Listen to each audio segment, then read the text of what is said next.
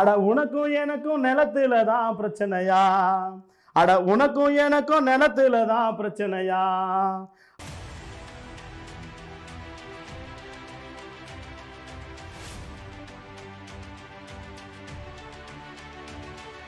நீ தொட்டிக்கினே இருப்ப. நான் வந்து இது தாத்தங்கரில் இருந்தேன், இன்னைக்கு பெரும்பாக்கத்தில் இருக்கிறேன், நாளைக்கு எங்கே இருப்பேன்னு தெரியாது. அப்போ ஏன் எனக்கு இந்த நிலைப்பா? நான் நீ மட்டும் தொட்டினே இருக்கிறேன், நான் பாட்டு ஓடினே இருக்கிறேன், ஏன் எனக்கு இந்த நிலைமை? அப்போ வீட்டுக்கு நாங்கள் வாடகை சாகிற வரைக்கும் வாடகை கட்டிக்கினே இருக்கிறோம். சும்மா ஒன்றும் அந்த வீடை கொடுத்துடல இவங்க சொல்கிற மாதிரி. அந்த வீட்டில் நாங்கள் எவ்வளோ நாளாக இருந்துக்கலாம், எனக்கு இங்கே தான் வீடு ஒன்றும் கேட்க முடியாது. ஏன்னா ஆஸ் ஏ ரூல்ஸ் வந்து நீ வெறும் வாடகைதாரர் தான், நீ ஓனர் கிடையாது. நீ தமிழ்நாட்டில் இருக்கிற எல்லா மாவட்டங்களுக்கும் தொழிற்சாலைகளை தொடங்குங்க, இந்த மாதிரி மென்பொருட்களை தொடங்குங்க, வேலைவாய்ப்புகளை உருவாக்குங்க, மக்களோட பேசணும். அப்போ ஒவ்வொரு மாவட்டத்துக்குள்ளவும் ஒவ்வொரு மாநிலத்துக்கும் அந்தந்த அரசுகள் சரியாக செயல்பட்டு இருந்தாலே, மக்கள் நல அரசாக அவங்க செயல்பட்டாலே இந்த கட்டாய இடப்பெயர்வு நடக்காது. எனக்கு ஏன் சொந்தமாக நிலம் இல்லை, நான் ஏன் 20 வருஷமாக ஏன் அந்த கெனால் ஓரம் கிடக்கிறேன் அப்படின்ற கேள்வி நீங்கள் கேட்டுங்க. நீங்கள் உங்களை நோக்கி கேள்வி கேட்கும் போது தான் உங்களோட குழந்தைகளோட எதிர்காலம் அந்த கேள்வியில் தான் இருக்குது. நீங்கள் சொல்லும் போது தெரியுது எப்படி ஸ்மார்ட் சிட்டினால உழைக்கும் மக்களோட உழைப்பை வந்து சுரண்டுறாங்க அப்படின்னு சொல்லி. இது வந்து முதலாளித்துவம் ஒரு பக்கம் முதலாளித்துவமாக இருக்குது. இயற்றப்படுற மக்கள் எல்லாமே மெஜாரிட்டியாக தலித் மக்களாக இருக்காங்க, பின்படுத்தப்பட்ட சமூகத்திலேருந்து வராங்க இல்லையா. இந்த பிரச்சனையை வந்து நீங்கள் எப்படி பார்க்குறீங்க? சமூக ரீதியான ஒரு பிரச்சனையாக பார்க்குறீங்களா, இல்லை வர்க்க ரீதியான பிரச்சனையாக பார்க்குறீங்களா? இல்லை, இதை வந்து சமூக ரீதியாக பிரச்சனையாக தான் நான் பார்க்கணுன்னு நினைக்கிறேன். ஏன்னா ரிசர்வேஷன் அப்படின்ற ஒரு விஷயம் இல்லாமல் நீங்கள் தமிழ்நாட்டோட அரசியலை பேசிடவே முடியாது. 3 விஷயங்கள் தமிழ்நாட்டுடைய அடையாளம்னா 3 விஷயம் தான் அரசியல்னா. ஒன்று ரிசர்வேஷன், இன்னொன்று இந்தி எதிர்ப்பு, இன்னொன்று பிராமண எதிர்ப்பு. இந்த 3 தான் இப்போ வரைக்கும் பேசியிருப்பாங்க. நேற்று கூட திராவிட கழக தலைவர் ஐயா வீரமணி அவர்கள் இந்த பன்மொழி புதிய கல்விக் கொள்கைக்கு மோடிக்கு கவுண்டர் பண்ணுறார். அப்போ சொல்கிறார், இந்தியை திணித்தால் விளைவுகள் பயங்கரமாக இருக்குன்றார். ஏன்பா முந்தா நேரத்து தான் அந்த செய்தி இடிச்சாங்க, நீ அதை பற்றி பேசுனியா? எங்களை தூக்கி வெளியே போடுறாங்க, நீங்கள் தான் உங்களோட ஆட்சியாளர்கள் தான், திமுக அரசு தான் எங்களை ஆக்கிரமிப்பாளர்கள்னு சொல்கிறீங்களாப்பா அப்படின்னா அதெல்லாம் அவங்க காதுக்கே வராது, போகாது. அவங்களுடைய நோக்கம் வேறு. பிராமண எதிர்ப்பு, ரிசர்வேஷன், இந்தி எதிர்ப்பு, தமிழ் மொழியை பாதுகாக்கிறது, இதுதான். இப்போ இந்த செட்டப்புக்குள்ளே இப்படி ஒரு பிரச்சனைக்குள்ளே இது வகுப்பு வாரி பிரதிநிதித்துவ அரசு. இந்த மண் அப்படி தான் பார்க்கப்படுற மண். பெரியாருடைய பாலிடிக்ஸ்லேருந்து வகுப்பு வாரி பிரதிநிதித்துவமாக பார்க்கப்படுற, அதுதான் நிறுவப்பட்ட ஒரு மண்ணில் நீங்கள் அதை பேஸ் பண்ணி பேசினா தான் இவன் மண்டையில் ஏறும். அப்போ தான் என்னோடய வழி அவனுக்கு புரியும். இது ஒரு reservation. But what you mean reservation? No land. பிராமண, சத்திரிய, வைசியா, சூத்ரா, இந்த 4 ரிசர்வேஷனில் நான் எங்கே இருக்கிறேன்? நீ உங்கள்கிட்ட அதிகாரம் வந்துச்சு, பிராமணிட்டு உங்கள்கிட்ட அதிகாரம் வந்துச்சு, நீ என்னை எங்கே வச்சுருக்க? ஸோ நீ எனக்கு என்ன ரிசர்வேஷன் கொடுத்துருக்க அப்படின்ற கேள்வியை வந்து நிலத்தோடு தொடர்புபடுத்தி, சமூகத்தோடு தொடர்புபடுத்தி, மக்களோட தொடர்புபடுத்தி அவங்கள்ட்ட கேட்கணும். அவங்க கம்யூனிஸ்டாக இருந்தாங்கன்னா, அது ஒரு கம்யூனிஸ்ட் பிரதேசமாக, இது ஒரு இடதுசாரி நிலமாக, பண்பட்ட அரசியல் நிலமாக இருந்துச்சுன்னா அவர்கள்கிட்ட இந்த பார்வையில் பேச முடியாது. ஏன்னா அவங்களுக்கு தெரியாது. அவர்கள்கிட்ட நீங்கள் சொல்கிற மாதிரி வர்க்க பார்வையில் தான் பேசி ஆகணும். தமிழ்நாட்டில் வர்க்க பார்வையில் பேசுகிற அளவுக்கு ஆட்சியாளர்களோ அதுக்கான எந்த விதமான முகாந்திரமும் இல்லை. அப்படி இருந்திருந்தால் என்ன பண்ணியிருப்பாங்க? இதெல்லாம் அங்கீகரிக்கப்படாத குடிசை பகுதியில் அங்கீகரி, ஆக்கிரமிப்பா அவங்களுக்கு வேறு மாற்று இடம் கொடு, எல்லாருக்கும் வந்து இலவச வீட்டுமனை பட்டா கொடு, அடிமனை பட்டாக்கான எல்லாத்துக்கும் அப்ளை பண்ண சொல்லு, நிலம் மற்றும் நிலம் கொடு, வீடுகளுக்கு வீடு கொடு அப்படின்னு நீ பண்ணியிருக்கணும்ல. ஏன்னா உன்னோட மைண்ட் செட்டில் அது இல்லை. உன்னோட மைண்ட் செட்டு வேறையாக இருக்குது. உன்னோட மைண்ட் செட்டு வகுப்புவாரி பிரதிநிதித்துவம், ரிசர்வேஷனு, நான் பிராமின் இதுதான் போயிட்டுருக்குது. அப்போ நான் உங்கள்கிட்ட எப்படி லேண்ட் பற்றி டிஸ்கஷன் பண்ண முடியும்? ஸோ பேசிக்காக அப்படி இல்லை, அதுதான் பிரச்சனை. அப்போ நான் வகுப்பு வாரியாகவும் சாதிய சமூகத்தை பற்றி தான் நான் பேசுவேன். மக்கள் வந்து பெரும்பாக்கம் இடத்துக்கு வந்து இடமாற்றம் செய்யப்படுறாங்க இல்லையா, அவங்களுக்கு வந்து அரசு வீடு தரதா சொல்கிறாங்க. அங்கே இடமாற்றம் செய்யப்படுற மக்களுக்கு வந்து பட்டாவோ இல்லை அவங்க இருக்க வீட்டுக்கான நில உரிமை வந்து கொடுக்கப்படுதா? இல்லை, குடிசை மாற்று வாரியம் உருவாக்கப்பட்ட 1971-72 இப்போ 2021 வரைக்கும் கூட உங்களுக்கு ஒரு ஜிஓ தான், ஒரு அரசாணை, உங்களுக்கு இந்த வீடு ஒதுக்கப்பட்டிருக்குது அப்படின்ற ஒரு அலாட்மெண்ட் பேப்பர் தான் கொடுப்பாங்களே தவிர, இது வரைக்கும் குடிசை மாற்று வாரியம் யாருக்கும் பட்டா, இந்த வீடு உங்களுக்கு தான் உரிமை அப்படின்னு பட்டா கொடுத்தது கிடையாது. அப்படி ஒரு பழக்கம் கிடையாது. நீங்கள் எவ்வளோ நாள் வேணால் இதில் இருந்துக்கலாம், ஆனால் வாடகை கொடுக்கணும், சும்மா கிடையாது. இப்போ நான் வெளியில் பேசுகிறாங்கல்ல, இவங்களாம் ஆக்கிரமிப்பாளர்கள், இவங்களுக்கு மாற்ற நாங்கள் ஏதோ மனிதனை அப்படி போனால் போதும் கொடுக்குறான்னு, அப்படிலாம் கிடையாது. அந்த வீட்டுக்கு நாங்கள் வாடகை சாகிற வரைக்கும் வாடகை கட்டிக்கினே இருக்கிறோம். சும்மா ஒன்றும் அந்த வீடை கொடுத்துடல இவங்க சொல்கிற மாதிரி. அந்த வீட்டில் நாங்கள் எவ்வளோ நாளாக இருந்துக்கலாம். இப்போ கண்ணை நகரில் இருக்கணும் அப்படின்னா 2000 வருஷத்தில் அது உருவாக்கப்பட்டுச்சு அந்த ப்ராஜெக்ட். இப்போ 2021 20 ஆண்டுகள் ஆகிப்போச்சு. அதை இடிச்சுட்டு இப்போ அடுத்து எங்கே போக சொல்கிறானோ அப்போ அங்கே போய் தான் ஆகணும், அந்த ஏரியாவுக்கு தான் போய் ஆகணும். நான் இல்லை எனக்கு இங்கே தான் விடணும்னு கேட்க முடியாது. ஏன்னா ஆஸ் ஏ ரூல்ஸ் வந்து நீ வெறும் வாடகைதாரர் தான், நீ ஓனர் கிடையாது. நான் எங்கே சொல்லி அங்கே போய் ஆகணும். நான் வந்து கல்பாக்கத்தில் அடுத்து கட்ட போகிறேன் இந்த ப்ராஜெக்டை அப்படின்னா நீ கல்பாக்கத்து தான் போய் ஆகணும். அதே டேட்டாவில் அலாட்மெண்ட் இருக்கும், உன்னோட பேர் இருக்கும், பயோமெட்ரிக் எல்லாமே இருக்கும். நீ அங்கே போய் ஆகணும். ஒரு 10 ஆண்டு கழிச்சு கல்பாக்கத்துலேருந்து நான் வந்து செங்கல்பட்டு தாண்டி மதுராந்தகத்தில் போடுறேன் அப்படின்னா நீ அங்கே தான் போய் ஆகணும். அப்போது என்னுடைய ஸ்டாண்ட் என்ன இங்கே? அப்போ இந்த நிலத்துக்குமோ இந்த மாற்று வீடாக கொடுக்குற இழப்பீட்டுக்கும் இந்த வீட்டுக்கும் என்னோடய வாழ்க்கைக்கும் இந்த வாக்குரிமைக்கும் என்ன கனெக்டிவிட்டி இருக்குது, என்ன தொடர்பு இருக்குது? அப்போ நான் வந்து நீ துரத்திக்கினே இருப்பேன், நான் ஓடிக்கினே இருக்கணும். அதானே? நீ துரத்திக்கினே இருப்பேன், நான் வந்து இது தாத்தங்கரில் இருந்தேன், இன்றைக்கி பெரும்பாக்கத்தில் இருக்கிறேன், நாளைக்கு எங்கே இருப்பேன்னு தெரியாது. அப்போ ஏன் எனக்கு இந்த நிலை? இப்போ நீ மட்டும் துரத்தினே இருக்கிறேன், நான் பாட்டு ஓடிக்கினே இருக்கிறேன், ஏன் எனக்கு இந்த நிலைமை? அப்போ எனக்கு ஏன் சொந்தமாக ஒரு நிலம் இல்லைன்ற கேள்வி நான் வரணும். அப்போ எனக்கு ஏன் சொந்தமாக ஒரு நிலம் இல்லைன்ற கேள்வியோடைய முன்னாடி ஒரு கேள்வி இருக்குது. அப்போ நான் ஏன் நிலம் இல்லாதனா மாற்றப்பட்டேன்?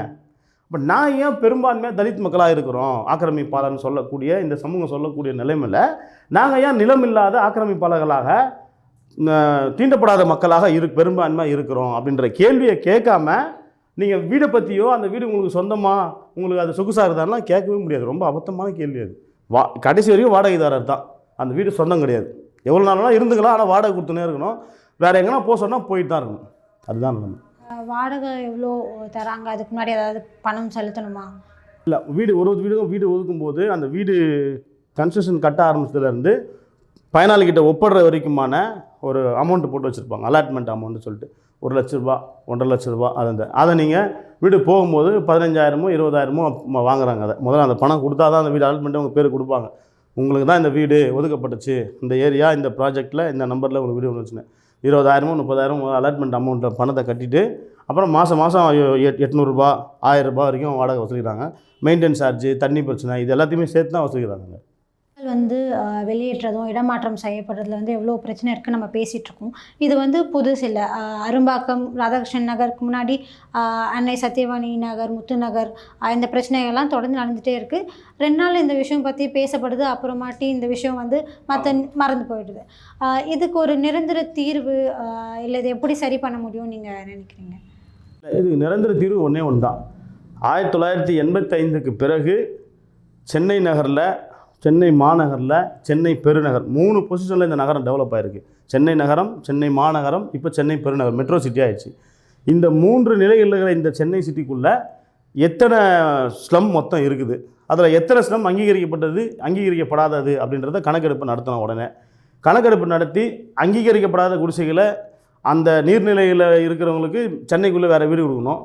இல்லைன்னா அதை அங்கீகரிக்கணும்னா அந்த குடிசைகளை அங்கீகரித்து அதை மேம்படுத்துவதற்கான நிதி ஒதுக்கி அதுக்குன்னு ஒரு தனியாக ஒரு செப்பரேட்டாக ஒரு டீம் ஃபார்ம் பண்ணி ஒரு ஒரு ஒரு அரசு அதிகாரிகள் குழுவோ இல்லை சமூக நீதியான ஆட்கள் இருக்கிற ஒரு குழு அமைச்சு தனியான ஒரு கவனம் செலுத்தும் போது தான் இந்த பிரச்சனை தீரும். ஏன்னா இன்றைக்கி நீங்கள் ஒரு குடிசையை நீங்கள் வந்து அங்கீகரித்து அப்புறப்படுத்திட்டிங்கன்னா கூட இன்றைக்கி கொரோனா ஊரடங்கு இந்த பிரச்சனையில் பொருளாதார பிரச்சனை, வேலையின்மையில் கிராமப்புறங்கள்லேருந்து இடம்பெயர்ந்து வரவங்களுடைய செக்டார் பெரிய அளவில் வந்துக்கினே இருக்குது. அப்போ இன்னொரு கும்பல் வந்து இன்னொரு குழுவினர் வந்து அங்கே கண்டிப்பாக இடம் தேடி தங்குவாங்க. அப்போது இது வெறுமனே ராதாகிருஷ்ண நகர் குடிசை இருக்கிற பிரச்சனை கிடையாது.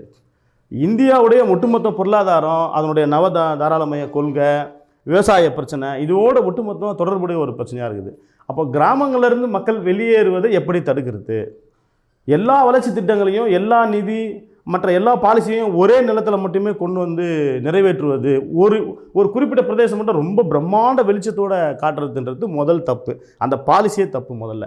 அப்போ தமிழ்நாட்டில் இருக்கிற எல்லா மாவட்டங்களுக்கும் தொழிற்சாலைகளை தொடங்குங்க, இந்த மாதிரி மென்பொருட்களை தொடங்குங்க, வேலைவாய்ப்புகளை உருவாக்குங்க, மக்களோட பேசணும். அப்போ ஒவ்வொரு மாவட்டத்துக்குள்ளவும் ஒவ்வொரு மாநிலத்துக்கும் அந்தந்த அரசுகள் சரியாக செயல்பட்டு இருந்தாலே, மக்கள் நல அரசாக அவங்க செயல்பட்டாலே இந்த கட்டாய இடப்பெயர்வு நடக்காது. இன்னொரு மாநிலத்திலேருந்து வர வேண்டிய தேவையில்லை, இன்னொரு மாவட்டத்துலேருந்து வர வேண்டிய தேவையில்லை. அப்போது புதுசாக ஸ்லம் உருவாவதுக்கான வாய்ப்பும் இல்லாத போகும். அப்போ பிரச்சனை எங்கேன்னா சிஸ்டமே இப்படி தலைகீழாக இருக்குது. அப்போ இதை இப்படி தான் மாற்றணும். அப்போ இப்படி மாற்ற முடியும்னா இங்கேருந்து ராதாகிருஷ்ண நகர்லேருந்து பேசினா இப்படி மாற்றிடலாம். ஆனால் ஆட்சியாளர்களுக்கு அது மனசு கிடையாது. கார்பரேட் அதை செய்ய விடுவாங்களான்னு தெரியல.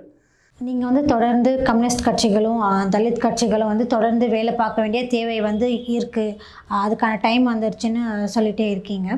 இப்படி இயக்கமாக அவங்க திரளும் போது என்ன மாதிரியான முன்னெடுப்புகள்லாம் அவங்க எடுக்க வேண்டிய சூழ்நிலையில் இருக்க ஒரு உதாரணமாக தான் சொல்லுங்கள்.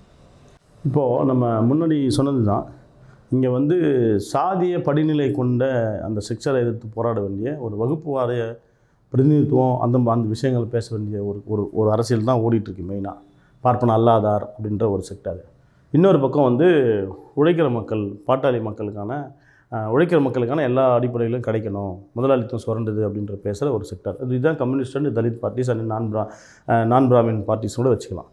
இப்போ 2 பேருமே ரொம்ப சிம்பிளாக ஒரு கேள்வி நான் கேட்டுற முடியும். என்னென்னா, இப்போ கம்யூனிஸ்ட் கட்சி ஒரு 100 ஆண்டுகள் ஆயிடுச்சு. நீங்கள் தமிழ்நாடு முழுக்கவே கூட எத்தனை எவிக்ஷனை ஸ்டாப் பண்ணியிருப்பீங்க போராட்டத்தின் வழியாக? தலித் பார்ட்டிஸை பார்த்து நீங்கள் வந்து பாபா சாஹேப் அம்பேத்கரை காட்டிட்டு நம்ம ஒரு எம்பி எம்எல்ஏ ஆகணும், அதிகாரத்தை கைப்பற்றணும் அப்படின்னு சொல்லிட்டு நம்ம போகிறோம். எத்தனை எவிக்ஷனை தலித் கட்சிகள் ஸ்டாப் பண்ணியிருப்பாங்க? எத்தனை தலித் கட்சிகள் குடிசையில் இடிக்கும்போது ஆர்ப்பாட்டம் நடத்தி அரசோட பேச்சுவார்த்தை நடத்தியிருப்பாங்க அப்படின்ற ஒரு கேள்வி இருக்குது. நான் இதை குற்றச்சாட்டாக வைக்கல, யதார்த்தமாக இந்த கேள்வியோட தொடர்புடைய ஒரு செய்தி. அப்போ எங்கே பிரச்சனை வருதுன்னா, கம்யூனிஸ்ட் கட்சின்றது ஒரு பெரிய கட்சி கட்டமைப்போடு வச்சுக்கிறாரு. எத்தனை பிரிவுகள் இருக்குது அவங்களுக்குள்ள. இது எல்லாமே ரெனியூல் பண்ணணும் அப்படின்னு நினைக்கிறேன் நான். இதெல்லாமே ரெனியூல் பண்ணணும். ஒரு குறிப்பிட்ட ஏஜ் எக்ஸ்பீரியன்ஸான ஆட்களை எக்ஸ்பீரியன்ஸான தரத்தில் பயன்படுத்திக்கிறதுக்கான விஷயங்களில் யங்ஸ்டர்ஸை உள்ளே கொண்டு வந்து, இன்றைக்கி மொபைல் இருக்குது, யங்ஸ்டர்ஸை உள்ளே கொண்டு வந்து பெண்களுடைய பங்களிப்பை உள்ளே கொண்டு வந்து அதுக்கான தளங்களை புதுப்பித்து வேலை செஞ்சோம்னா கண்டிப்பாக ரீச் ஆகலாம்.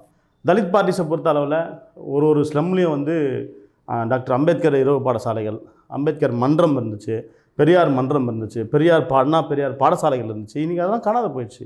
என்னென்னா, இந்த கட்சிகள் விசுரூபம் எடுத்த கட்சிகள் வந்து எல்லாத்தையும் விழுங்கிட்டாங்க.